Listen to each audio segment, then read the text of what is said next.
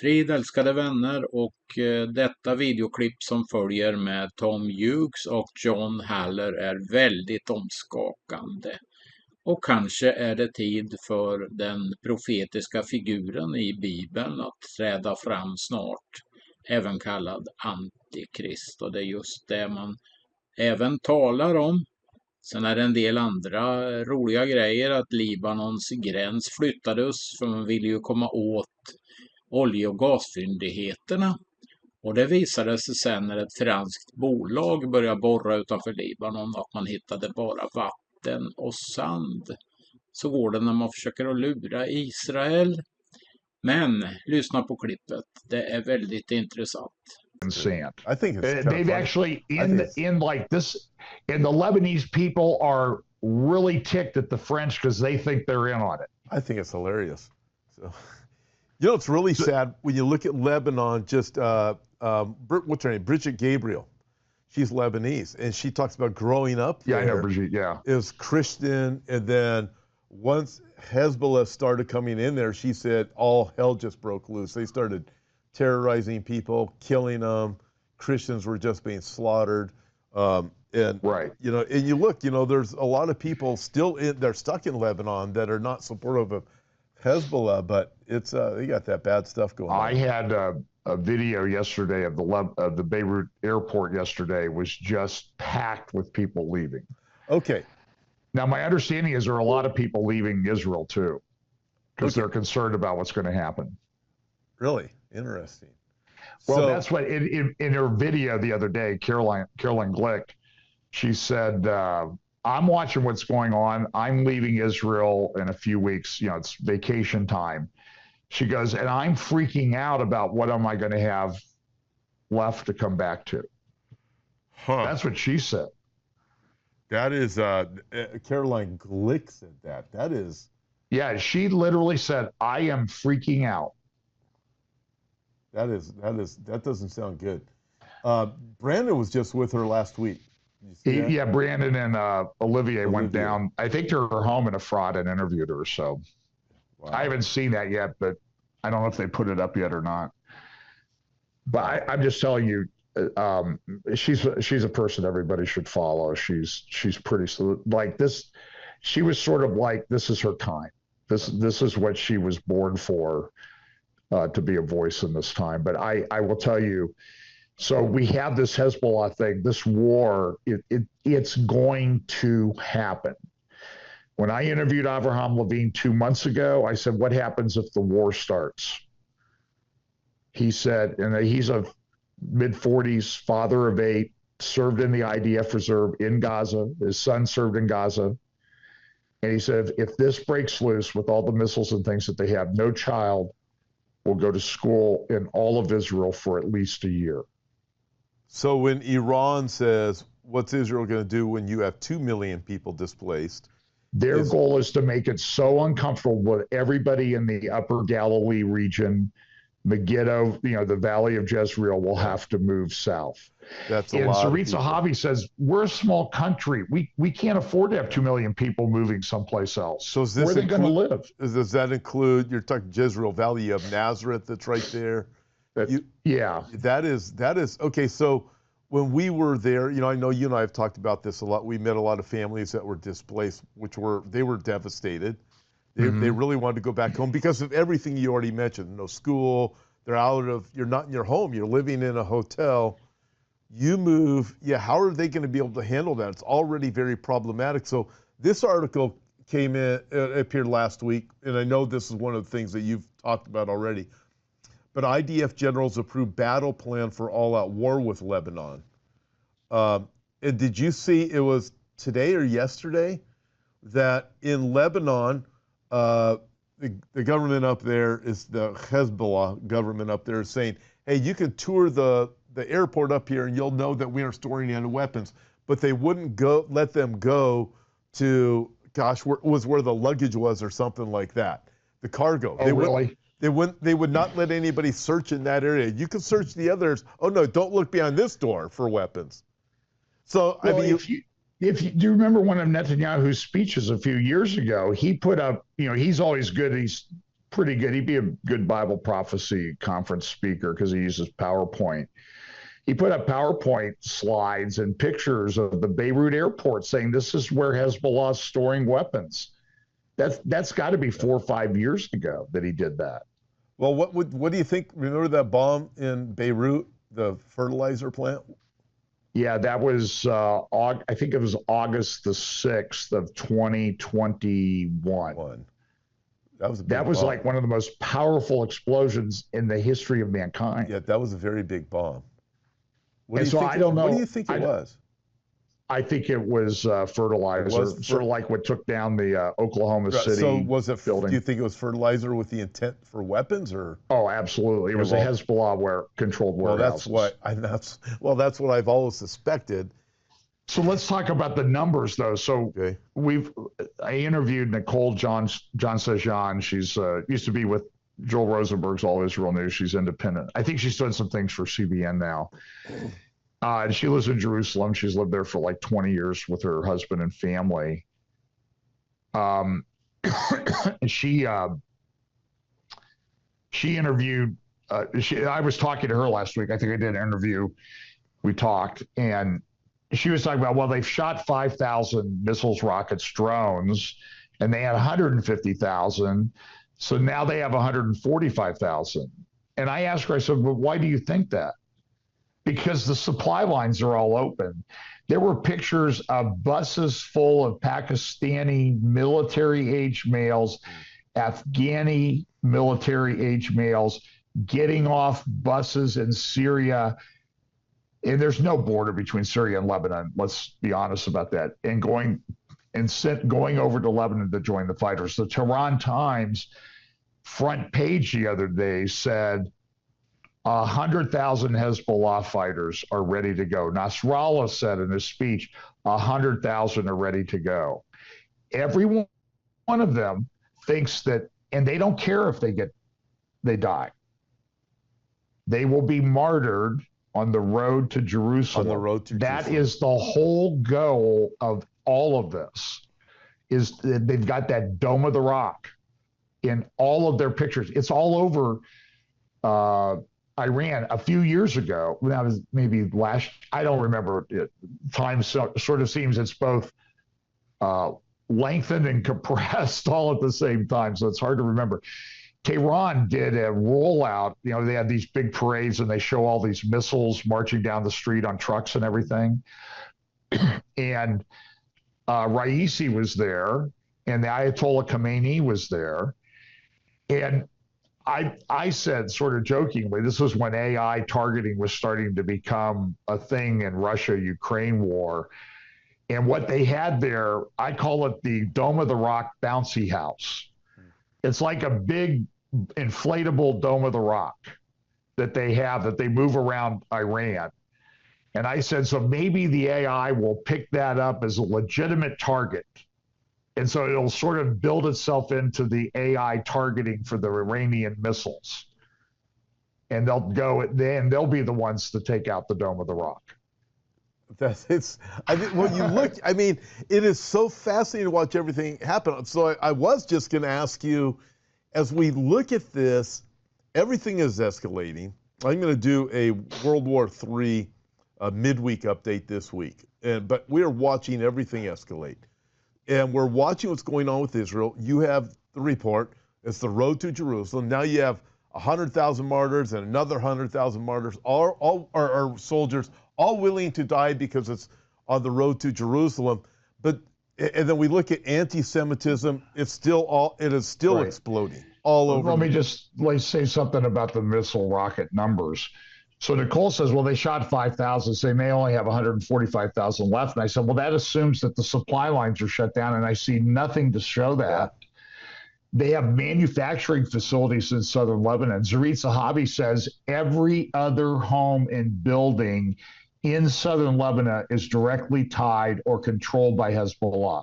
And by the way, all these martyrs, they live in southern Lebanon with their family. That's bad. That's right on the border of Israel. Well, John, let me ask you this. You can sit there. I've been up there, Tom, and you can look at them. But also, now as this thing is escalating, Iraq, the Houthis, Syria, Iran are all saying, hey, there's not just 150,000. I think it was an Iranian guy said this last week. It's not 150,000 missiles, drones, and rockets aimed at Israel. It's over 1 million. Okay, that answers my next question, because I would go and say 3 years ago, I was talking with Bill Salas, 3 years ago, if not 4 years ago, could have even been pre-COVID, could have been 5 years ago. And I remember him saying back then, Hezbollah had 150,000 rockets, missiles, drones. Okay, 4 or 5 years ago. Then you add everything you just said. So Hezbollah has more than that, the most well-funded terror organization in the world. Then you add everything you just said. Iran, the Houthis, and all these other terror nations. Hezbollah's rank in number of missiles among militaries in the world, number 4. Number 4 among militaries in the world. All military, wow. All countries on the planet. Wow. All aimed at Israel. Now they're threatening Cyprus. If Israel uses Cyprus as, an air base to come over and attack, they're going to send missiles over there. They're going to send missiles, rockets at the oil facilities, the gas facilities out in the Eastern Mediterranean. I'm just telling you, Tom, this thing could just explode this week. So Caroline Glick's going on vacation, you say? Yeah, she said she's from the U.S. She was born in Chicago. Well, she was raised in Chicago. By the way, the same neighborhood where Barack Obama kind of got his political start, near the University of Chicago. So she comes to the U.S. a lot with her family. I don't know if they're going there or not. They may go see her husband's family, but she just said she's leaving Israel, and she's like, I'm freaking out. I don't know what I'm going to come back to. That's Caroline Glick. Glick saying that. That is. She lives in Efrat, which is, down there between Bethlehem, southern Jerusalem, and Hebron. And I've been down there. I have a bunch of friends that live down there. There's a huge community.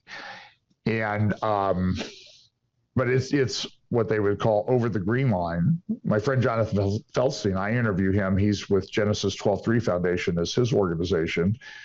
And he says, I used to have Palestinian Arabs come over. They did stuff in the neighborhood. They did stuff in Efrat. They're never coming back. Not in my lifetime or my children's lifetime. Because I have a mosque. I've got a bad mosque a mile from my house. I can see it from my deck. No fence in between. Well, let's put it this way then. As we see all of these things escalating, and Israel's the target, Jerusalem, this world, and Israel is being set up for an antichrist to be able to come in and say, I can solve these problems.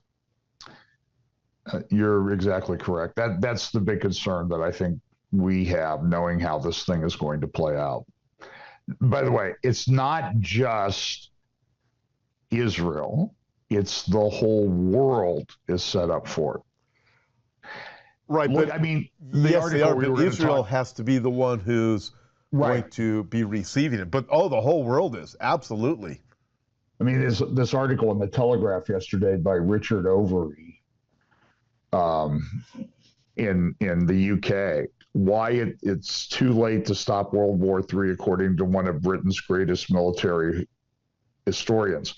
Can I just read like the first 2 sentences? Yeah. Because it's sort of like, a lot of people say, oh, you guys should just do a bunch of newspaper exegesis. And my response to that is, yeah, I'm reading the newspaper. I'm also reading the Bible. And I know that what the Bible says will unfold in a real world. And it will be in the newspaper.